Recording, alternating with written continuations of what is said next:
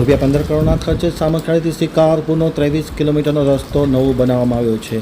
આ રસ્તો બનાવ્યો તેને હજુ માત્ર 2 માસ થયા છે, પરંતુ કોન્ટ્રાક્ટર દ્વારા રસ્તાની બંને બાજુ માટીકામ ન થયું હોવાના કારણે આ રસ્તાને નુકસાન થાય તેવી ભીતિ વ્યક્ત કરવામાં આવી છે. ચોમાસા પહેલાં માટીકામ થવું ખૂબ જ અનિવાર્ય છે.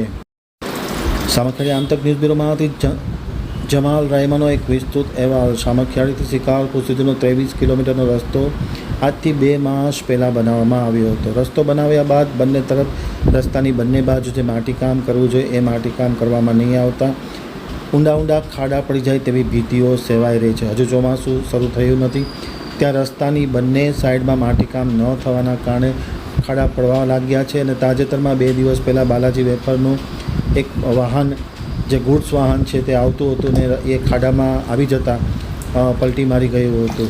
આમ રોજબરોજ નાના વાહનોના અકસ્માત થાય છે. ક્યારેક વાહનો પલટી મારી જાય છે અને તાત્કાલિક અસરથી આ રસ્તામાં માટીકામ થવું ખૂબ જ અનિવાર્ય છે.